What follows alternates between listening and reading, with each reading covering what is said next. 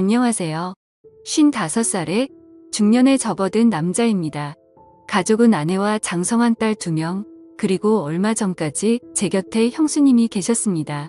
술기운에 사연 신청을 했지만 말 주변이 없어 어디서부터 어떻게 말해야 할지 모르겠어요. 제 이야기를 하려면 새끼 묵은 시절부터 시작해야 할 듯합니다. 고리타분하고 지루하지만 잘 들어주시면 감사드리겠습니다. 저는 엄마가 46살에 늦둥이로 낳은 아들이었어요. 지금에야 많이 나았지만 저 어린 적만 해도 최고로 노선이었습니다. 제 위로 22살 터울의 형이 있었으니까요. 엄마는 저를 낳자마자 건강이 악화되셔서 돌아가셨고, 아버지께서는 저를 3살 정도까지 키우시다가 좋은 분 만나 재혼하셨는데, 안타깝게도 재혼한 분께서 저까지는 원하시지 않으셔서 절 형한테 떠맡기다시피 하셨대요. 형은 제가 4살 때 이미 22살이었고 가정을 꾸린 상태였습니다. 형수님도 계시고 형의 아들도 있었는데 제 조카랑 저랑은 생일만 10개월 차이 나진 아이는 같았네요. 형은 절 형수님 앞으로 데려온 날 절 어찌해야 할지 주인마냥 고해에 성사하며 형수님 뜻대로 하겠다고 했대요. 그러자 형수님 당연히 당신 동생이면 내 동생이나 마찬가지인데 우리가 맡아야지 오갈데없는 도련님을 버릴 것도 아니면서 괜히 떠보긴 하며 형을 안심시켰다고 했대요. 전 그렇게 형의 가족 구성원이 되었고 조카랑 형제 마냥 치고박으며 같이 자라게 되었습니다. 주변에서는 형이 밖에서 낳아온 아들을 기른다며 소문이 나 동네에서 얼굴 붉힐 일이 많았는데 굳건한 형수님이 계셔 버틸 수 있었다고 하네요. 형이 밖에서 돈 벌어오는 동안 형수님이 저와 조카를 맡아 기르며 제 통기저귀를 다 갈아주며 아들처럼 돌봐주었대요. 저희는 교회를 다녔는데 어린 적 기억을 떠올리며 형수님이 성가대에서 하얀 가운을 입고 찬송을 불렀던 모습은 마치 천사처럼 눈부실 정도로 아름답게 보였습니다.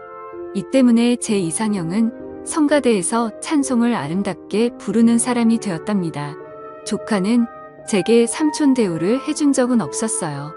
야, 너 하대하며 제 심기를 긁어놨고 행여 제가 자기 엄마를 뺏어갈까 싶어 심술 부리고 못살게 굴며 저를 경계했네요. 그 때문에 조카랑 매번 피 터지게 싸웠던 기억이 납니다. 형수님께서 저희 때문에 골머리를 쌓아내셨지만 나중에는 어디 마음껏 싸워보라고 일부러 판도 벌여주시더군요. 전 어린 시절을 형의 가족들의 사랑 안에서 보냈습니다.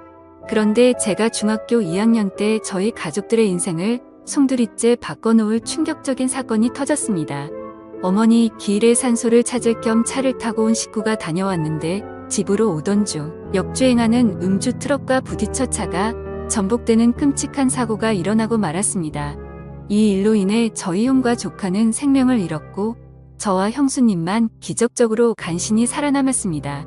의식을 차린 후 관계자한테 들었는데 차가 전복되어 불이 나 못 빠져나왔을 때 의식 있던 형수님만 손에 닿았던 절구할 수 있었고 바로 폭발로 이어지는 바람에 형과 조카는 차 안에서 운명을 달리하고 말았다고 했습니다.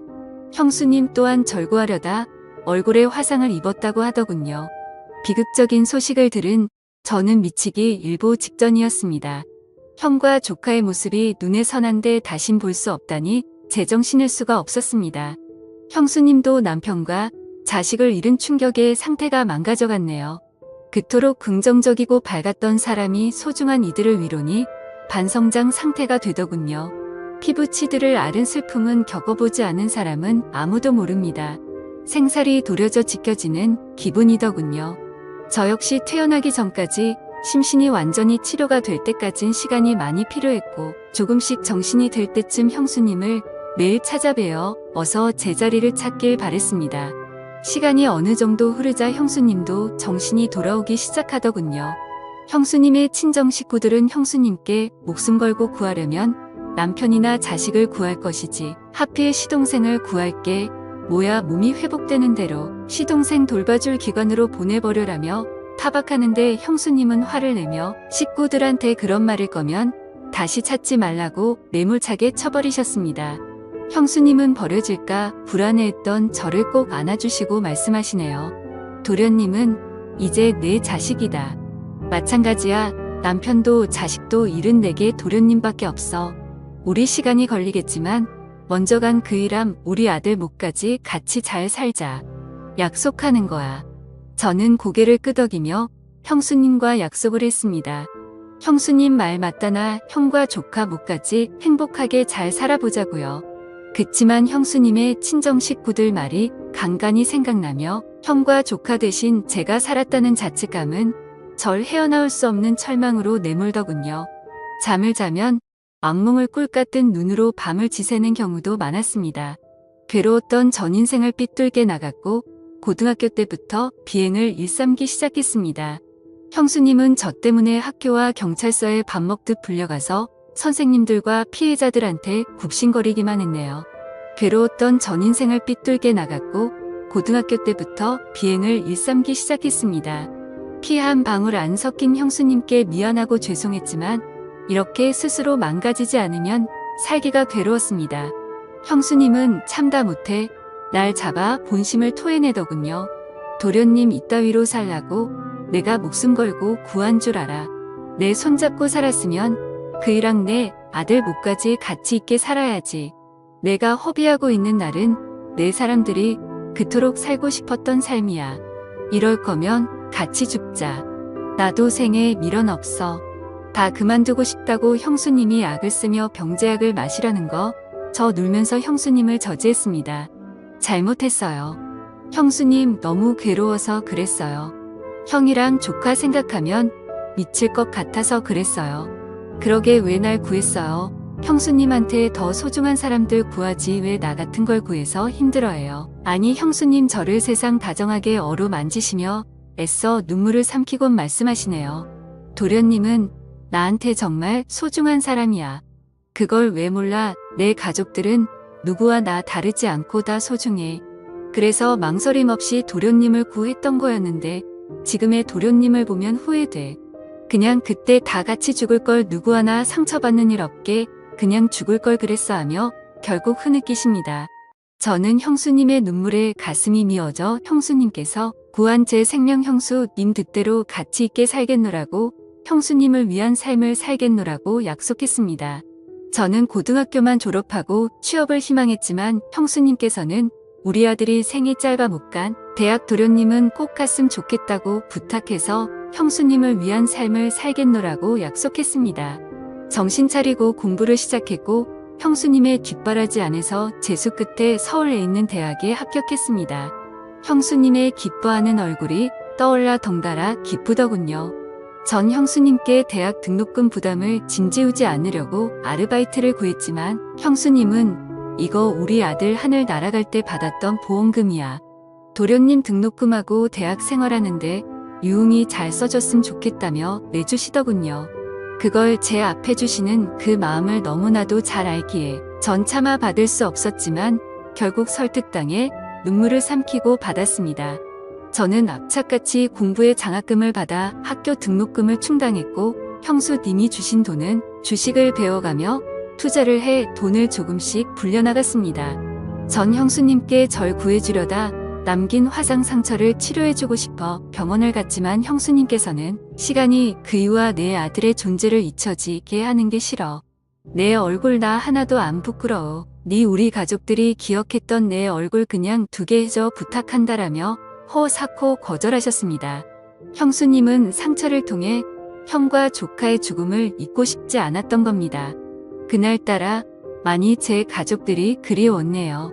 그러던 어느 날 형의 장례식에도 오지 않았던 아버지가 연락이 닿아 형수님과 저를 찾아오셨습니다. 형의 죽음에 대해 안타까워하시다. 문득 형수님께 내 아들 보험금을 내게 좀 나눠줘야겠다. 형편이 어려워져 돈이 필요하구나.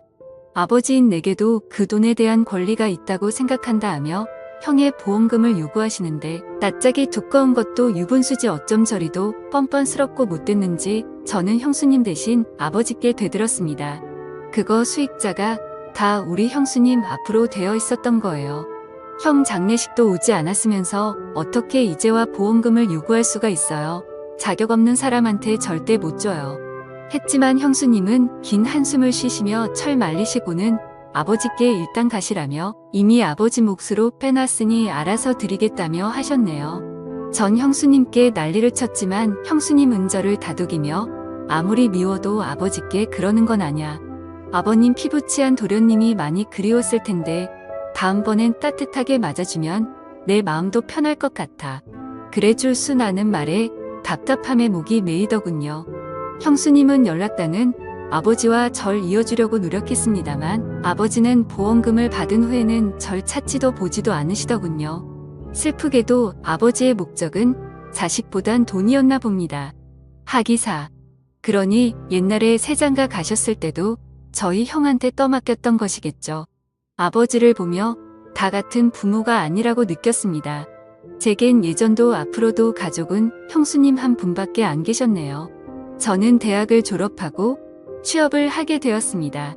바쁜 와중에서도 형수님을 행복하게 해드리고 싶어서 드라이브며 맛집 코스며 같이 데이트를 했습니다. 형수님과 좋은 시간을 보내는 것 자체가 제게 행복이었어요. 가족으로서 진심으로 형수님을 사랑하고 존경했습니다. 형수님은 30살 먹도록 제가 여자 하나 없이 형수님하고만 시간 보내는 게 마음에 걸렸던지 제게 선자리를 마련해 주셨습니다. 지인분 따님이시라며 제게 좋든 싫든 일단 한번 만나보라고 하는 거 전 거절하며 평생 형수님 모시면서 같이 살고 싶다고 했네요. 형수님께서 제 생명의 은인인 것처럼 저 역시 형수님께 보답드리고 싶었습니다. 그렇지만 결국 전 형수님께든 떠밀려 선자리에 나가게 되었고 형수님 이 간절히 바라고 원해 그 여자분과 결혼 약속까지 하게 되었습니다. 대신 저도 예비 아내에게 형수님을 같이 모시겠다는 약속을 받아냈어요. 저와 형수님 둘뿐인 가족에서 아내가 들어오자 분위기가 많이 달라졌습니다. 아내는 형수님처럼 긍정적이고 밝은 사람이라 집안에는 웃음이 돌았습니다. 제 아이들이 생기자 기쁨은 배가 되더군요. 저는 어느새 머릿속에 형과 조카를 잊고 새로운 가정의 행복에 푹 빠졌지만 형수님은 좋아 보이는 와중에도 간혹 표정이 어두워 보여 저를 신경 쓰이게 했습니다. 그리고 저의 가족에게는 다시 한번 불행이 찾아왔습니다. 회사에 있는데 아내에게 급한 목소리로 전화가 오더군요. 여보 형님이랑 장 보는데 갑자기 형님이 없어지셨어. 아무리 찾아봐도 안 계셔 연락도 없으시고 이럴 분이 아니신데. 저는 불안한 예감에 회사 조퇴를 하고 아내와 함께 형수님을 찾았습니다. 밤까지 형수님은 돌아오지 않으셨고 경찰서에 실종 신고라도 해야 하나 초조해야 할 무렵 경찰한테 먼저 연락이 왔습니다. 다름 아닌 형수님을 보호하고 있다는 연락이었어요. 다행히 피부의 흉터가 형수님을 찾는데 결정적인 역할을 했네요. 그런데 경찰서에서 보니 형수님의 상태가 조금 이상했습니다. 기억을 잘 못하시냐 왜 본인이 어쩌다 경찰서에 왔는지 모르시는 거예요. 이 틈에 경찰이 조심스럽게 말하더군요. 저희가 의사가 아니라 단언하기는 어렵지만 보통 치매 노인분들이 이렇게 길을 잘 잃어버리시더라 고요라고 하는데 저는 말도 안 돼요. 우리 형수님이 얼마나 똑부러진 분이신데 불과 한값 같이 난 분이 무슨 치매예요. 말 함부로 하지 남야 잔뜩 화낸 뒤 며칠 후 병원으로 모셔 정밀 검사를 했습니다. 그 결과 믿기지도 않고 믿을 수도 없는 소식을 접하게 되었습니다. 형수님은 경찰들의 말처럼 알츠하이머성 치매 초중기 단계라 했습니다. 그제서야 아내가 저에게 형수님과의 지난 일들을 털어놓았습니다. 언젠가부터 깜빡깜빡하시는 건망증이 심해지셨어 가끔 기억도 못하고 엉뚱한 소리도 하시고 이상한 느낌에 병원을 몇 번에 모시려고 했지만 별거 아니라고 나이 들면 다 이렇다 말씀하셨는데 이럴 줄 알았음 병원에 우겨서라도 모시고 올 걸 하는데 저는 자책하는 아내를 뒤로하고 형수님을 붙들고 눈물을 왈칵 쏟았습니다. 알츠하이머성 치매라니 형과 조카를 그렇게 잊기 싫다고 했으면서 아이러니하게도 왜 그런 병에 걸려버린 건지. 도련님 난 괜찮아. 이제 나도 그이랑 우리 아들 곁으로 갈 시간이 가까워지는 것 같아서 좋아. 다만 이렇게 내 가족이 잊혀지면서 가긴 싫었는데 죽을 때까지 도련님과의 행복했던 시간들 품고 가고 싶었는데 그게 참 아쉽네 하며 제 뺨을 어루만져 주시는데 형수님의 서글픈 상황에 제 심정은 말이 아니었습니다. 제가 지켜드릴 테니까 형수님 아무 걱정 마시고 그저 여태 제 곁에 있어주셨던 것처럼만 있어주세요. 그 자리에만 서 계셔주세요. 그럼 돼요, 형수님. 형수님은 엷은 미소를 띠며 언제나 고맙다며 제 손을 잡아주셨습니다. 어린 날 제가 아버지께 버림받았을 때 제 손을 잡아 끌어주었던 것처럼요. 나의 형수님의 손은 여전히 든든하고 따뜻했습니다. 그러나 시간이 흘러 병원 치료를 꾸준히 받았음에도 불구하고 형수님의 상태는 점점 악화되었습니다. 아내는 처음엔 저와 함께 형수님의 처지를 안타깝게 여기며 치매에 좋은 음식을 준비했고 기억력을 돌이키기 위해 일상 속에서 꾸준하게 자극을 주었지만 긴병에 효과 없다고 형수님의 수발에 지친 아내는 급기야 제게 형님 우리 요양원에 모시자. 나 집안일에 애들일에 형수님 수발까지 도저히 못하겠어. 솔직히 시어머니도 아니고 당신 형수인데 나 이만큼 했음 잘한 거야. 아내가 원망스러웠지만 심정을 이해 못하는 바는 아니었네요. 제 부모도 모시기 힘든 치매 노인 수발 들기 얼마나 힘들겠습니까? 아내에게 강요할 수 없었던 저는 그동안 수고했다고 말하고 제가 직접 모시겠다고 했네요. 다만 회사를 그만둘 순 없던 터라 제가 일 갔을 때는 사람 부채 쓰고 퇴근하고선 제가 형수님을 모시기로 했습니다.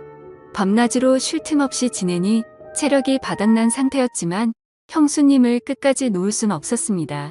아무리 요양원이 좋아졌다 한들 제 마음이 불편해 버틸 수 있는 한 그곳으로 모실 순 없었습니다. 하지만 형수님의 치매 증상은 날이 갈수록 심각해져 갔고 급기야는 정신이 오락가락하며 대소변도 가리기 힘드시고 절 알아보지 못하는 단계까지 이르렀습니다. 형수님을 감당하기 벅찬 저는 마침내 주변의 건의로 형수님을 요양원에 보내는 못난 결심을 하고는 요양원으로 가기 전날 밤 형수님 곁에서 자리를 지키기로 했습니다. 그런데 그때 형수님께서 제 뺨을 어루만지며 미소를 지으시더군요. 그러시면서 제게 여보 당신 하시는데 아마 절 그토록 그리워했던 형으로 아졌나 봅니다. 제 손에 입맞춤하시며 눈물을 흘리시더군요. 여보 나 도련님하고 살면서 너무 행복하게 살아서 당신한테 미안해 어쩌지. 우리 아들 못난 어미 차지하려고 도련님한테 유독 질투가 많았는데 사고 때 손 못 잡아줘. 애기가 많이 미웠을 텐데 내가 도련님하고 살아 생전 좋은 추억들만 쌓았다고. 날 싫어하면 어쩌지. 도련님이 원망했던 날들이 많았지만 도련님에게 기뻤던 적이 더 많았어. 도련님과 헤어지기 싫어 이 세상에 미련이 남는다면 주책맞은 늙은이 너무 욕심 부리는 거라고 하시는데 저는 형수님의 진심에 목이 메어 하염없이 눈물을 떨어뜨렸습니다. 보잘것없던 제가 형수님이 아니었으면 사람 굿이라는 삶을 살 수 있었을까요? 부모에게조차 버림받은 제가 형수님이 아니었음 세상을 당당히 볼 수 있었을까요? 제가 그날 사고로 형수님께 생명을 비친 날 제 존재를 구원해 주신 분은 바로 형수님이셨어요. 저는 형과 조카에게 내 어머니이자 가족이었던 나의 형수님을 제발 제 곁에 오래 머물게 해달라고 바라고 기도했습니다. 그리고 10년이 흐른 지금 형수님은 요양원에서 제 손을 잡으시고 운명하셨습니다. 저는 형과 조카에게 내 어머니이자 가족이었던 나의 형수님을 제발 제 곁에 오래 머물게 해달라고 바라고 기도했습니다. 잡으시고는 운명하셨습니다. 방년 72세 꽃잎이 지듯 그녀의 생명도 날아가 버렸습니다. 형과 조카에게 형수님을 그리 보내드린 후 저는 형수님께 받은 사랑을 많은 이들에게 전하기 위해 시간 날 때마다 형수님께서 머무신 요양원과 보육원에서 봉사활동을 하고 있습니다. 어린 날에 갈 곳 없는 철사랑으로 품어주시고 새 생명을 주신 형수님 당신이 계신 그곳에서 제 형과 조카까지 만날 그날을 위해 당신이 가르쳐준 대로 삶을 가치 있게 살 겁니다. 감사합니다.